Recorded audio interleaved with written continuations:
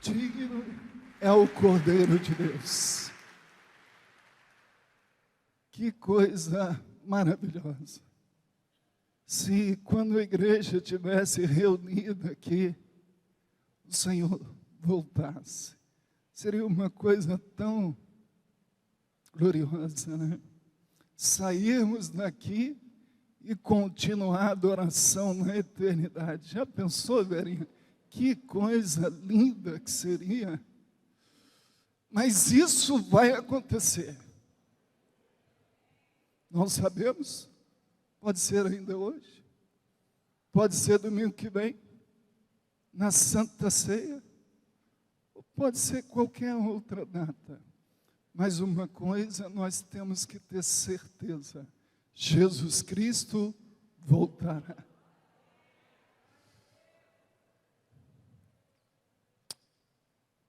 E enquanto eu pensava nesse texto, que eu vou comentar com os irmãos, Mateus 24, pode abrir, eu lembrava exatamente de um irmão que talvez os mais novos não se recordem, os mais antigos vão lembrar.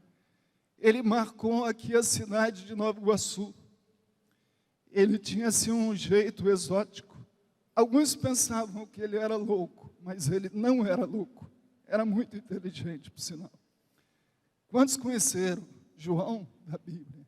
Ele tinha uma banca lá no centro de Nova Iguaçu. Algumas vezes ele até visitou a nossa igreja, quando era lá na Tertuliana. E o carro dele era todo pintado. Ele tinha uma roupa branca e tudo nele, ele tinha um boné, ele tinha... Tudo estava escrito assim: Jesus Cristo voltará. Ele podia ter um jeito excêntrico de anunciar, mas aquele homem tinha uma convicção profunda, que às vezes falta em muitos de nós, a certeza que Jesus Cristo voltará. E eu lembrava dele essa semana. Então, abra as Escrituras, Mateus capítulo 24. Eu quero pensar com os irmãos hoje, a partir do verso 1 até o verso 14, sobre esse sermão profético, no qual Jesus anuncia os sinais do seu retorno. E esse é um capítulo que tem assim algumas dificuldades na sua leitura, na sua interpretação, mas é um capítulo que todos nós temos que ler e reler, porque esse é o capítulo que Jesus ensinou sobre os sinais dos tempos. E eu quero então pensar com os irmãos nessa noite sobre os sinais do retorno de Cristo. Então te convido a acompanhar a leitura e ler alguns versos que eu vou te pedir. E depois não feche sua Bíblia. Os irmãos que estão em casa nos assistindo, esse tempinho seria bom você enviar um... Tudo bem, Camila? Deus abençoe. Enviar aí o link do canal da igreja para alguma pessoa, para que ele possa também participar, ouvir a palavra do Senhor.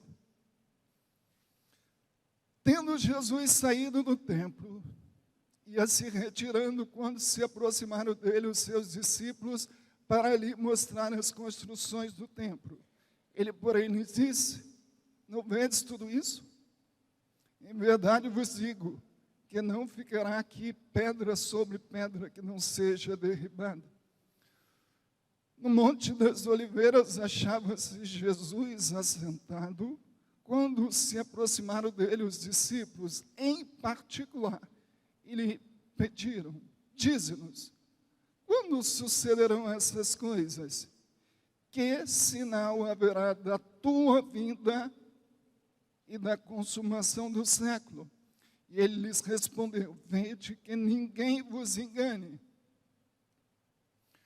porque virão muitos em meu nome, dizendo eu sou Cristo, e enganarão a muitos, e certamente ouvireis falar de quê?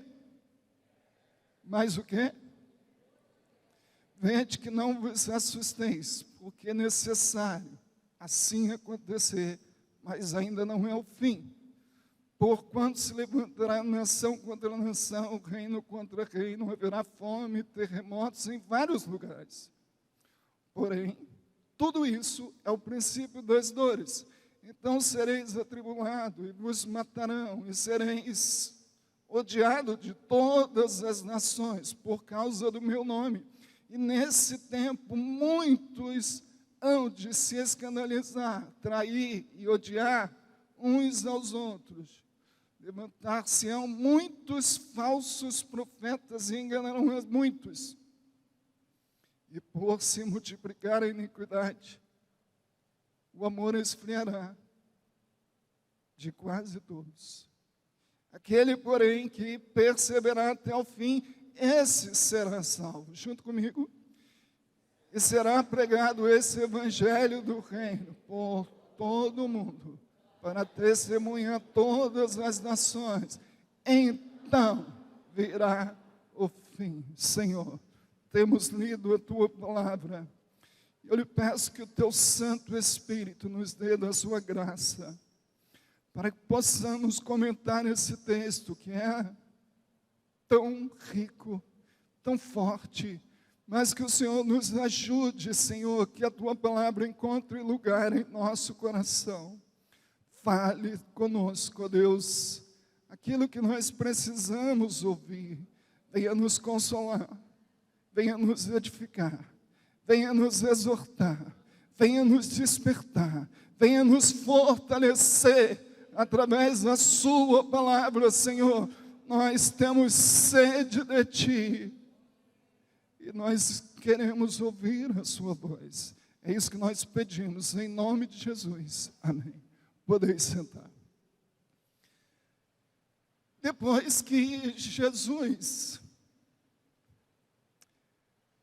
falou com seus discípulos sobre a destruição do templo, chegaram 4 discípulos a ele, segundo o relato de Marcos, Pedro, Tiago, João e André. Mateus não fala, mas Marcos, no capítulo 13, fala. Diz que esses 4 discípulos chegaram para Jesus e fizeram essa pergunta: quais seriam os sinais da vinda de Jesus e da consumação dos tempos? Então, o capítulo 24 de Mateus é conhecido como o sermão profético. Jesus, nesse capítulo, ele está tratando de 2 pontos. Ele fala tanto de eventos próximos, de um futuro próximo, o qual ele estava se referindo à destruição da cidade de Jerusalém, que aconteceu cerca de 40 anos depois dele, porque no ano 70, o general Tito invadiu a cidade de Jerusalém, com cerca de 60 mil soldados.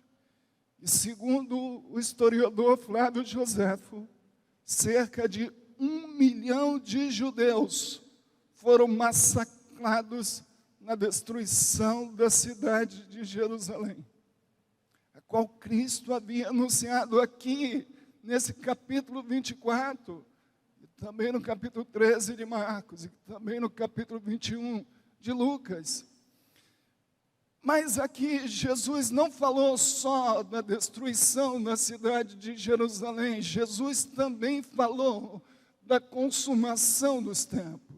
Jesus também falou dos sinais da sua vinda, onde todas as coisas então seriam consumadas. Então, quando você lê esse capítulo 24 de Mateus, você tem que ler com essa visão profética de que Jesus tanto está falando dos eventos que ocorreram no ano 70, como Jesus também está falando dos eventos que aconteceriam ao longo da história da igreja, até que ele viesse. Esse é o que ele chamou de os sinais do tempo. Dá uma olhadinha no versículo 32 desse capítulo. Versículo 32, o que é que diz? Junto comigo. aprendei, pois, a parábola da figueira. Quando os seus ramos se renovam e as folhas brotam, sabeis que está próximo o verão. Assim também vós, quando virdes estas coisas, sabei que está próximo às portas. Aqui Jesus, mais uma vez, então, ele fala com os seus discípulos a importância de se olhar os sinais.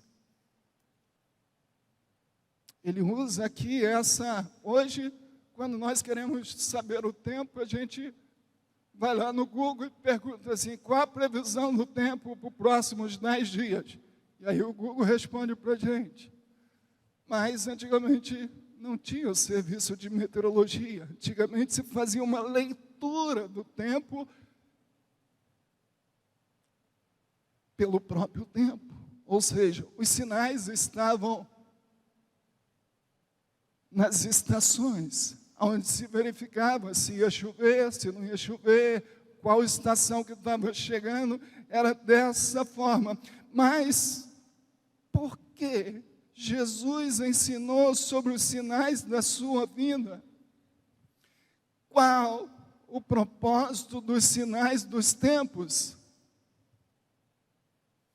Primeira coisa que nós aprendemos, santos irmãos, os sinais dos tempos, Jesus falou sobre os sinais, não é para que ninguém fique aterrorizado, não é para que ninguém fique com medo, não é para que ninguém fique apreensivo. Jesus não falou sobre os sinais para provocar medo ou pânico nos seus discípulos. Olha o que ele diz no próprio verso 6.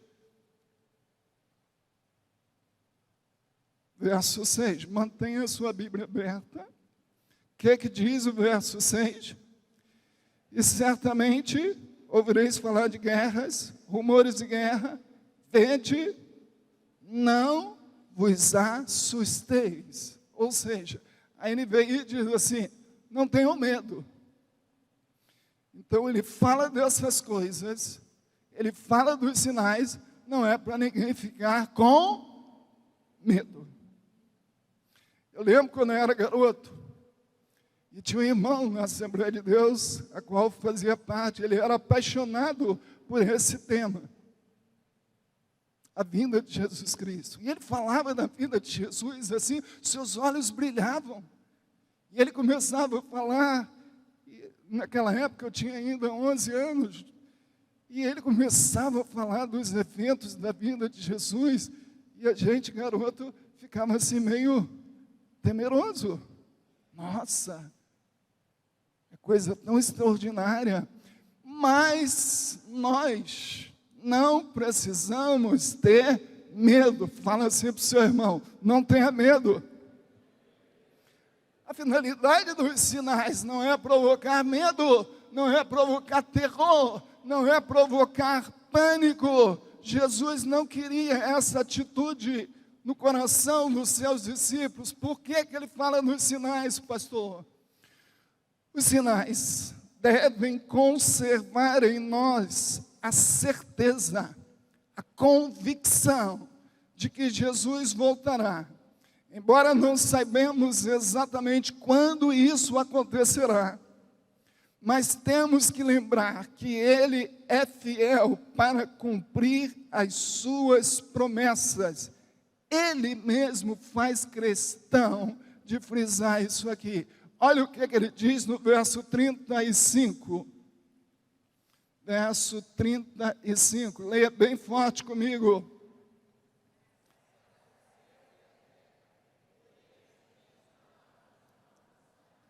Passarão os céus e a terra, mas as minhas palavras... Ou seja, o que eu estou dizendo aqui para vocês, nesse capítulo 24, o que eu estou anunciando aqui nesse sermão profético, pode passar os céus e a terra, mas vai se cumprir. É o que ele estava querendo dizer.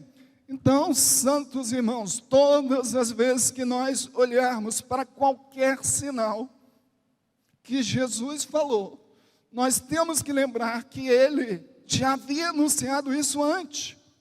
E o fato deste sinal estar acontecendo mostra que a sua palavra tem que se cumprir. Ou seja, quando a gente olha para uma guerra, quando a gente olha para uma pandemia, quando a gente olha para uma tragédia, quando a gente olha para o aumento da imoralidade, quando a gente olha para qualquer sinal, para a multiplicação da ciência, quando a gente olha para qualquer uma dessas coisas, nós temos que lembrar assim, Jesus falou disso. Jesus falou de guerra. Jesus falou de terremoto sírico. Jesus falou de pandemia, pastor Ronaldo. Então, quando nós olharmos para qualquer um desses eventos, na nossa mente, nós temos que lembrar que essas coisas já foram anunciadas por Jesus. E como ele disse, pode passar os céus e a terra, mas o que ele falou tem que se cumprir. Então, nós podemos viver com segurança, pois a palavra dele, repita comigo, é totalmente fiel. Mais uma vez, a palavra dele é totalmente fiel. Todos nós, seres humanos, já prometemos coisas e não cumprimos. Talvez o marido promete para a mulher e não cumpre. A mulher promete para o marido e não cumpre. O pai promete para o filho e não cumpre. O filho promete para o pai e não cumpre. Mas tudo aquilo que Jesus promete para a sua igreja, ele cumpre. E ele prometeu que vai voltar. Primeira razão dos sinais, não é para que ninguém fique com medo. Segunda razão, para que nós tenhamos essa convicção de que os sinais é um indicativo do que o que ele falou vai acontecer. Terceira razão dos sinais. Os sinais devem produzir em nosso coração duas coisas: expectativa e vigilância. Repita comigo: expectativa e vigilância. Quando você lê esse capítulo 24 e 25, duas expressões ficam marcadas. Exatamente essas: a expectativa e a vigilância.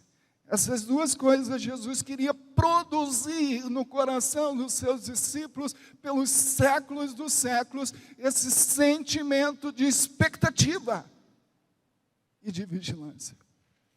Quantos aqui já planejaram uma viagem e ficaram, antes da viagem, assim, sonhando com a viagem?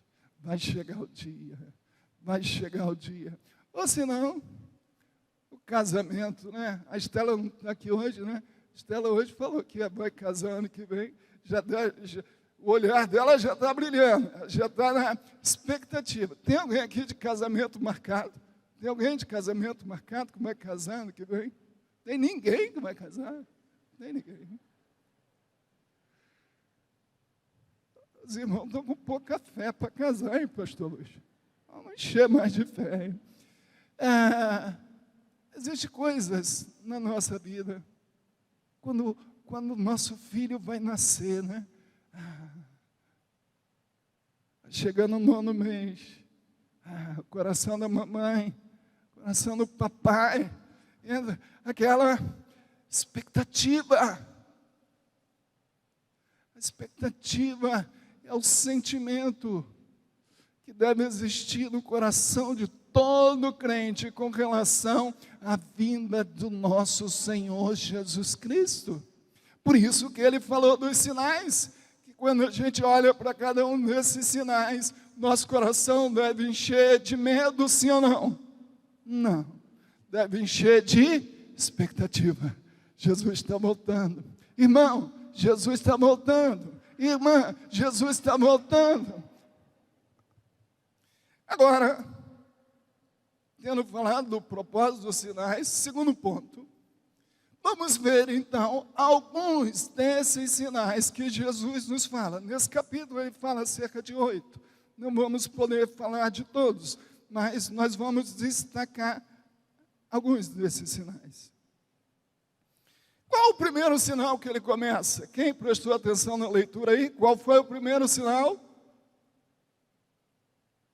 Dá uma olhadinha para o texto. Qual o primeiro sinal? Versículo de número 5. Qual o primeiro sinal que é que diz? Muitos virão em meu nome. Jesus coloca como primeiro sinal, ele fala do surgimento dos falsos cristos, ou seja, dos enganadores. Repita comigo, enganadores. Ou seja, falsos cristos, falsos profetas. E me chamou a atenção isso. O ponto que merece destaque é que Jesus começa o sermão profético, presta atenção, com esse primeiro sinal. Jesus fala sobre o mesmo sinal por 3 vezes. Irmãos, quando a Bíblia repete algo, não é por acaso. Quando a Bíblia repete algo, é porque Deus quer frisar aquilo, Deus quer falar algo. Olha, isso é muito importante. Jesus fala do surgimento dos enganadores por 3 vezes nesse capítulo 24. Ele fala no verso 5, ele fala no verso 11, e ele fala no verso 24. Olha o verso 11, o que é que ele diz? Levantar-se-ão muitos falsos profetas, e enganarão a muitos. Se ele fala para ter cuidado com os falsos profetas, se ele coloca isso em primeiro lugar, se ele destaca isso, o que quer dizer?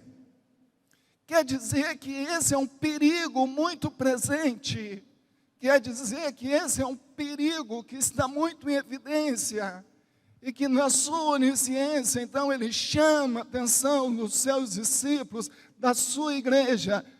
Tenham cuidado com os enganadores, tenham cuidado com os falsos profetas, com os falsos mestres.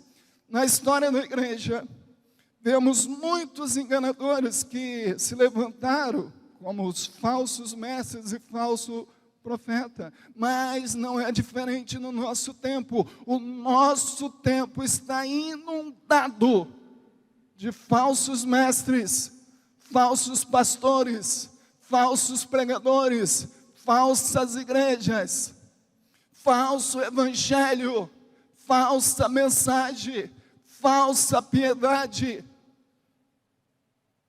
Se você abre o YouTube, se você olha qualquer manifestação de muitos pregadores, entre aspas, o que você encontra é um falso evangelho, é uma falsa doutrina, é uma falsa mensagem. Se há um sinal que está tão em evidência em nosso tempo, é exatamente esse: os enganadores estão por todos os cantos. E o que é mais triste, o que é mais lamentável, e Jesus chama atenção para isso: enganarão a muitos. Eu não quero ser enganado. Repita comigo: nós não seremos enganados. Essa igreja é uma igreja bíblica. Essa igreja é uma igreja que prega a palavra. Essa igreja é uma igreja que ensina a palavra. E nós estamos aqui porque nós não seremos enganados, porque nós cremos no verdadeiro evangelho de Cristo. E o meu ouvido, o nosso ouvido não será emprestado para ouvir outro evangelho que não seja o evangelho da cruz. Se Cristo não está no centro, se Cristo não é o personagem principal, essa mensagem não me serve, não nos serve, porque esse não é o verdadeiro Evangelho. Mas você então percebe que ele fala, então, ele dá grande ênfase nos enganadores. Segundo sinal, está no verso de número 6. Continua no 6 e no 7. Ele fala de guerras, repita comigo, guerra e rumores de guerra. Eu fiquei surpreso quando eu estava pesquisando esse ponto. Quando a gente fala em guerra, a gente pensa na Primeira e Segunda Guerra Mundial, certo? Certo? Primeira e Segunda Guerra Mundial. Essas duas guerras juntas mataram quase 70 milhões de pessoas. Só judeu foram 6 milhões.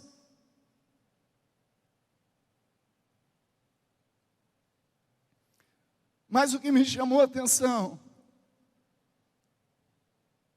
quando eu coloquei lá na minha pesquisa, lista cronológica das guerras. Depois você pode fazer essa pesquisa lá no Google, não tem dificuldade nenhuma.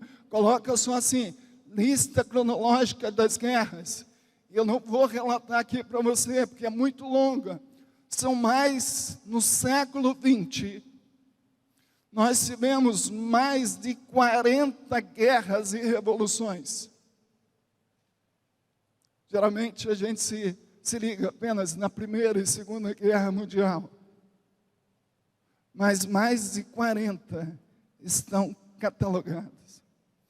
A Revolução Russa, em 1917. A Guerra dos Balcãs, em 1912 e 1913. A Guerra do Chaco, em 1932 e 1935. A Guerra da Coreia, de 50 a 53. A Guerra da Argélia, 54 a 62. A Guerra do Vietnã, a Guerra da Colômbia, a Guerra da Caxemira, e a lista vai. Mais de 40 milhões e milhões e milhões de pessoas morreram. O que Jesus disse? Guerras, rumores de guerras.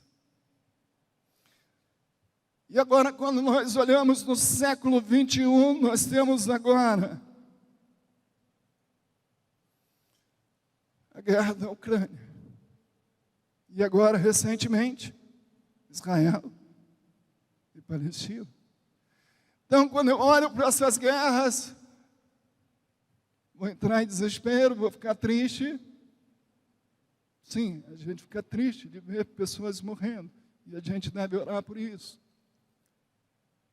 Mas, ao mesmo tempo, no nosso coração, nós devemos lembrar, Jesus anunciou que haveria guerras e rumores de guerras. Então, as guerras nos falam o quê? Jesus está voltando. Mas ele também falou que haveria fome. Fome. Em 2023, a ONU informou que a sua meta de acabar com a fome em 2030 não será possível ser cumprida. Atualmente, mais de 700 milhões de pessoas passam fome no mundo. Eu fiquei bobo. 700 milhões de pessoas passam fome no mundo. Um número assustador. E o que a ONU está preparando? Nós vamos acabar com a fome até 2030. E agora eles já disseram que não será possível acabar com a fome até 2030. E muito mais em 2050, e muito mais em 2040. Porque esse mundo é um mundo caído, é um mundo perdido, e não vai se conseguir acabar com a fome. E Jesus já falou sobre isso. Outro sinal, versículo 9. Olha o verso 9 que ele diz: então sereis atribulados e vos matarão, serão odiados de todas as nações por causa do meu nome. A perseguição aos cristãos. Segundo a agência missionária Portas Abertas, que eu indico os irmãos a entrarem no site, eu indico para que você ajude essa agência com as suas ofertas, porque é uma agência missionária séria, que tem feito um trabalho maravilhoso com a igreja perseguida. Segundo eles, em 2021, 4.761 cristãos foram mortos. Um aumento de 60% da morte de cristãos. Só na Nigéria, 3.530 pessoas foram mortas pela perseguição da sua fé. E nós temos que orar pela igreja perseguida. Nós temos que orar por esses irmãos que estão pagando com as suas vidas a sua fidelidade a Cristo. Então, inclua na sua agenda de oração, orar pela igreja perseguida. E não só orar, mas ajudar financeiramente. Você vai ver quantos cristãos não têm o que nós temos, a liberdade. E Jesus falou então na apostasia.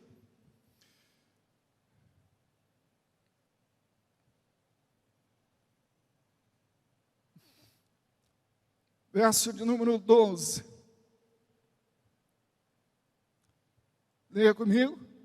E por se multiplicar a iniquidade, o amor de muitos esfriaria. Não é novidade para ninguém que na Europa as igrejas estão se fechando e já se fecharam. Diz uma estatística que nos últimos 10 anos, 200 templos fecharam, viraram discoteca, viraram museu, viraram boate, viraram condomínio. A Europa já está conhecida como continente pós-cristão. O que é isso? Apostasia. O que é isso?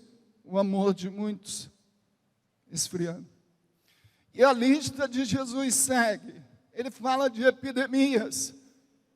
Recentemente vivemos no mundo a grande epidemia da Covid, que só no Brasil matou mais de 700 mil pessoas. E no mundo, mais de 14 milhões de pessoas morreram. Os mais antigos lembram, por exemplo, da peste negra, que matou entre 75 a 200 milhões de pessoas. O que é isso, irmãos? É a linguagem dos sinais. O que é isso? É a mensagem dos sinais. Que dizer, então, da multiplicação da iniquidade, o que se traduz na depravação moral? Basta olhar os filmes, seriados, cinema, entretenimento, nas ruas, na nossa cultura, de ver a crise mundial de moralidade que vivemos. O que é isso? Multiplicação da iniquidade. A imoralidade não é privilégio só do Brasil. A imoralidade é um fator mundial. Todos os países, em todas as culturas, em todos os continentes, a depravação moral, ela vem se multiplicando.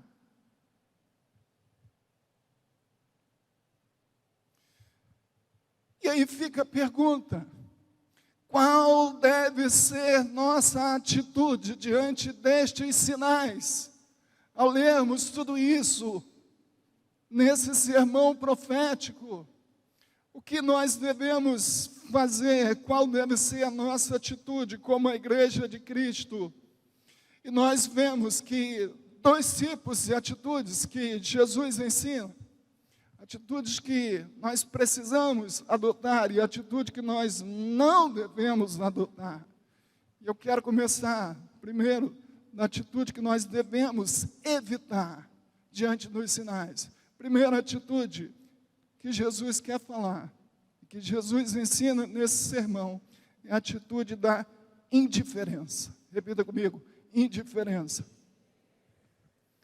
Jesus fala aqui nos versos 37 a 39, que assim como foi nos dias de Noé, que as pessoas comiam, bebiam, casavam, davam-se em casamento, assim também seria nos dias que antecedessem a sua vida. Ou seja, as pessoas viveriam a vida normalmente. Essa história de Jesus voltar, eu já estou acostumado com essa história. Aqueles que nasceram no berço evangélico já escutam isso há muitos anos.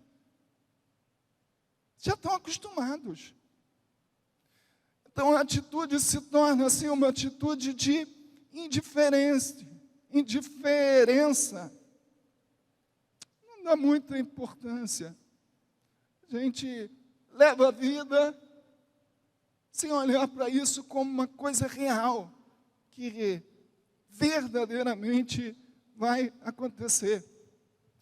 Acabamos de ficar tão envolvidos com a nossa vida, com o nosso mundo, com os nossos problemas, com os nossos sonhos, com as nossas metas, que acabamos esquecendo que a igreja está aqui nesse mundo de passagem e que aqui não é o nosso descanso, e que o que nos aguarda é a volta de Cristo para a glorificação eterna.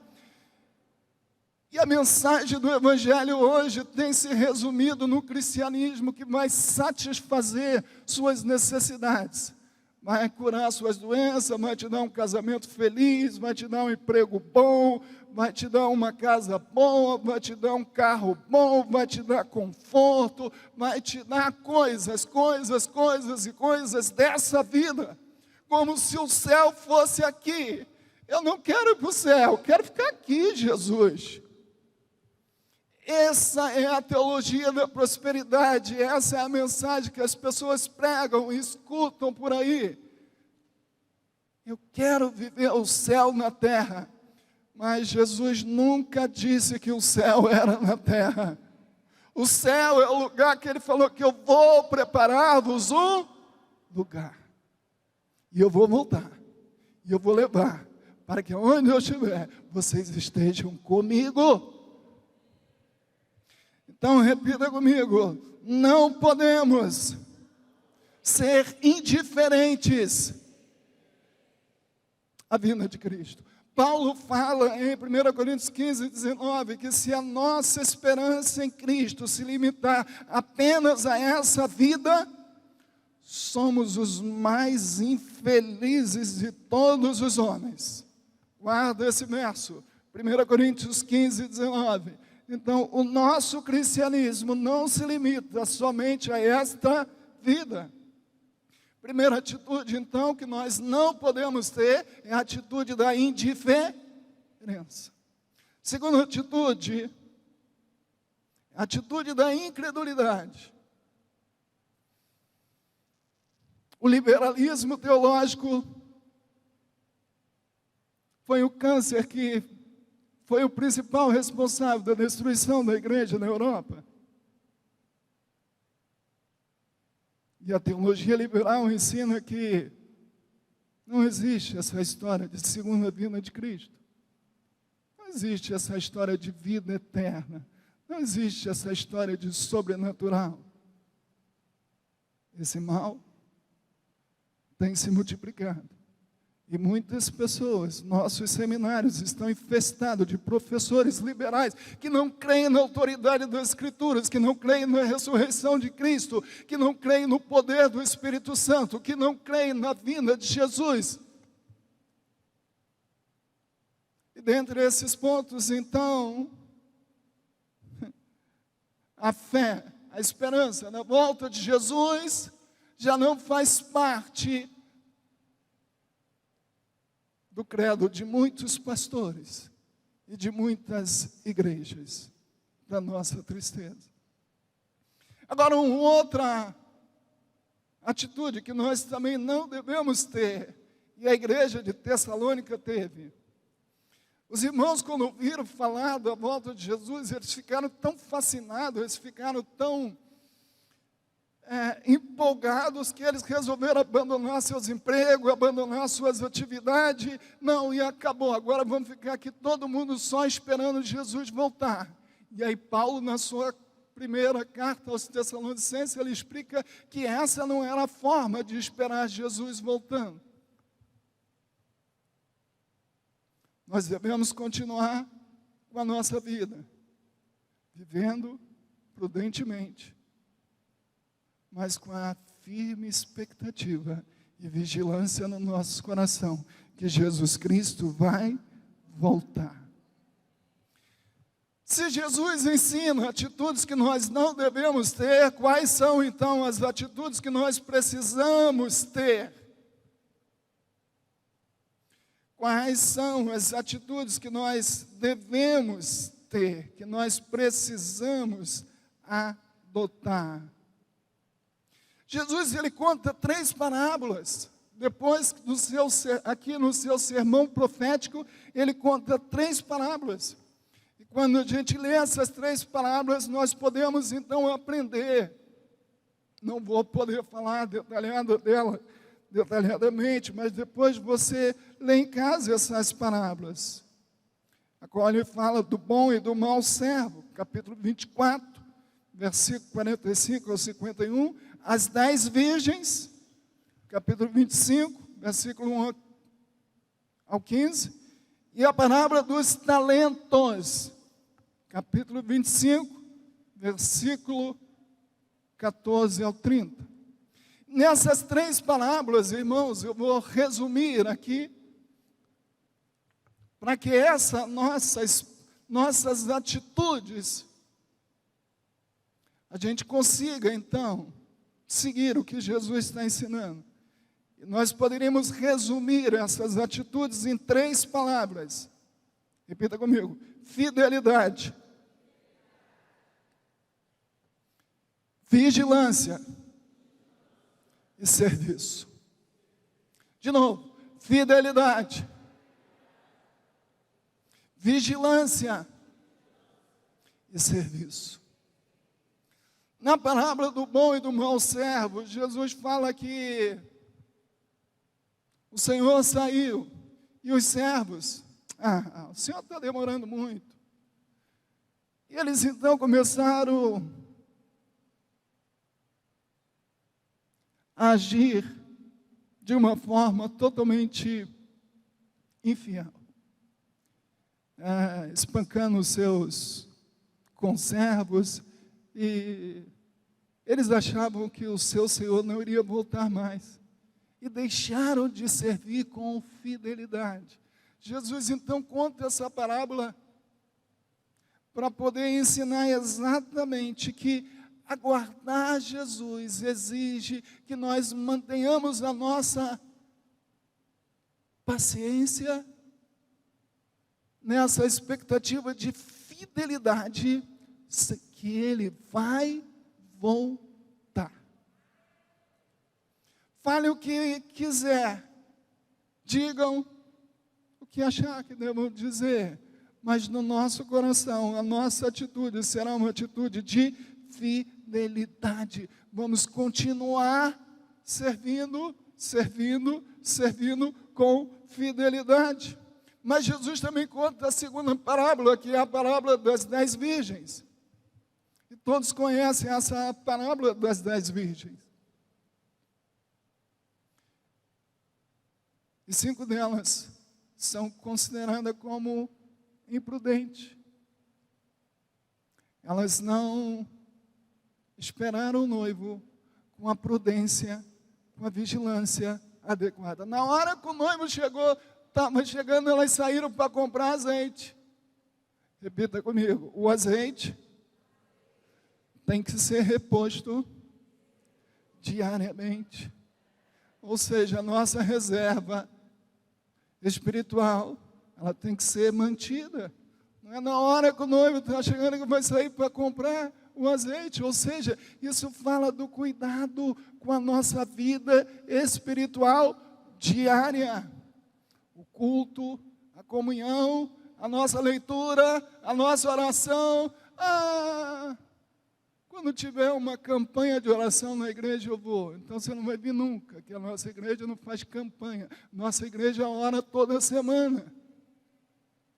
E a oração e a leitura da palavra tem que fazer parte da nossa vida diária. O que é que nós estamos fazendo? Repondo o azeite, repondo o azeite, repondo o azeite, repondo o azeite, repondo o azeite, repondo o azeite, repondo o azeite. E quando o noivo chegar, nosso azeite então vai estar no nível e nós vamos subir com o noivo. Aleluia! A vigilância e a prudência é a atitude que se espera através da parábola das 10 virgens. E a última parábola é a parábola dos talentos. E todos também conhecem a parábola dos talentos. Um recebeu 5, outro recebeu 2, outro recebeu 1. O que recebeu 5, o que recebeu 2, trabalhou, multiplicou. Mas o que recebeu 1, o que é que ele fez? O que é que ele fez? Não fez nada. Ele simplesmente pegou, enterrou. Ele não fez nada. Queridos irmãos, a palavra dos talentos serve para nos ensinar que nós precisamos aguardar a vinda do Senhor servindo. Repita comigo, servindo. Nós somos chamados para servir.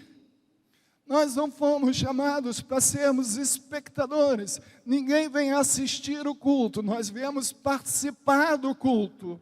E na vida cristã nós não somos consumidores. Nós somos servos. E nós esperamos, ou precisamos esperar Jesus servindo. Servindo fala do nosso trabalho de pregar o Evangelho, do nosso trabalho de fazer discípulos, do nosso trabalho de estar aqui na igreja, servindo uns aos outros.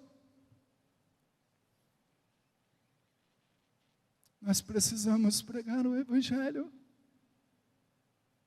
Eu não quero que as pessoas vá para o inferno, porque eu não anunciei para elas o Evangelho. Nós precisamos pregar o Evangelho. Enquanto Jesus não vem, a igreja precisa pregar o Evangelho.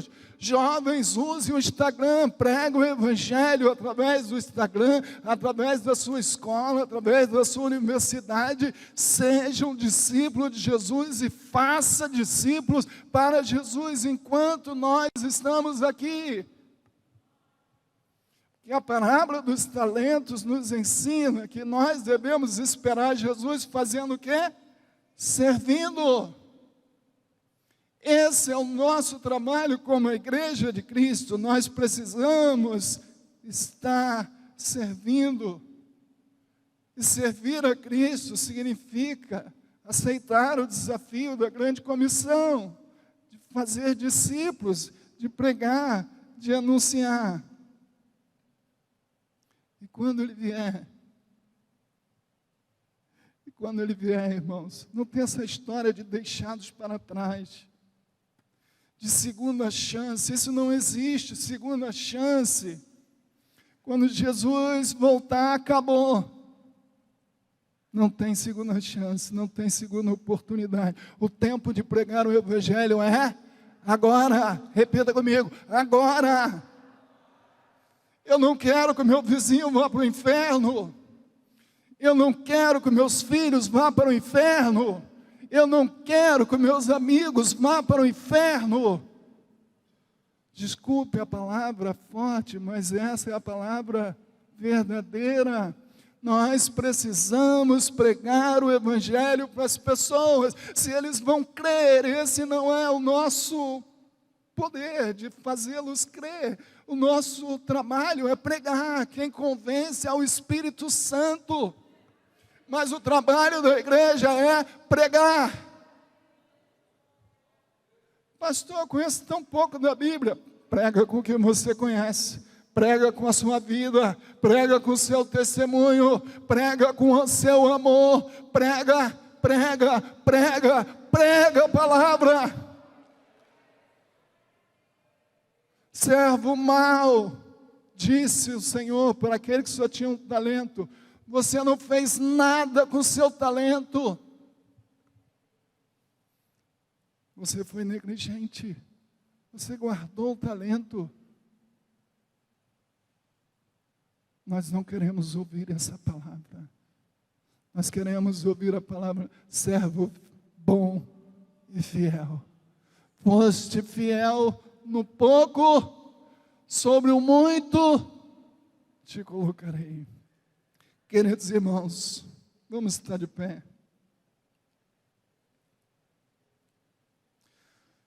Os sinais devem encher o nosso coração de alegria, de esperança, e o seu significado glorioso, ele deve aumentar a nossa alegria, a nossa expectativa de que Jesus Cristo vai voltar. Jesus Cristo vai voltar. E antes de nós cantarmos uma última canção, quero convidar o pastor Luiz e os músicos, eu quero orar por você. Você que entrou aqui nessa noite, ou talvez você que vai me ouvir depois, mas você ainda não entregou o seu coração para Cristo, e se Ele voltasse hoje, você estava perdido. Mas Deus está te dando a oportunidade de ouvir essa palavra e saber que Ele vai voltar, e que hoje Ele é o seu Salvador, Ele ainda não é o seu juiz, hoje Ele é o Salvador. Mas quando Ele voltar, Jesus termina esse capítulo 25, falando exatamente de quando Ele voltar. Ele volta como juiz. Lê o final do capítulo 25. De um lado, aqueles que vão herdar a vida eterna. De outro lado, aqueles que vão ser lançados na perdição eterna. Quando Ele volta para julgar. Ele volta como juiz. Mas hoje Ele é o Salvador. Quantos já encontraram o Salvador? Você pode aplaudi-lo, você pode agradecê-lo, porque Ele é o nosso Salvador.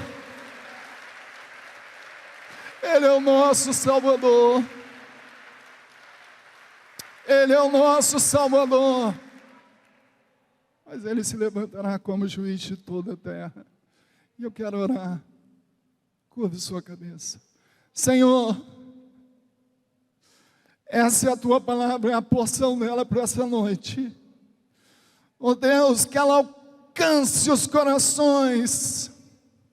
Tira, Senhor, a incredulidade. Tira o desânimo. Tira a indiferença. Tira a impaciência. Tira a intolerância.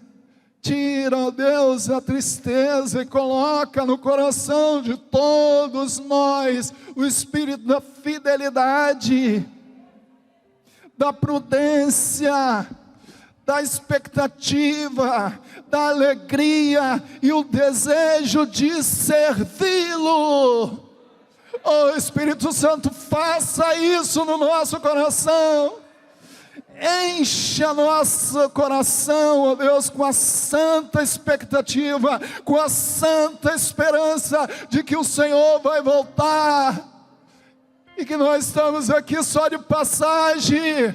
Senhor, nós ansiamos pela sua vinda, Senhor, e que essa expectativa, Senhor, possa estar presente no coração de todos que estão aqui nessa noite. Essa é a oração que fazemos, em nome de Jesus.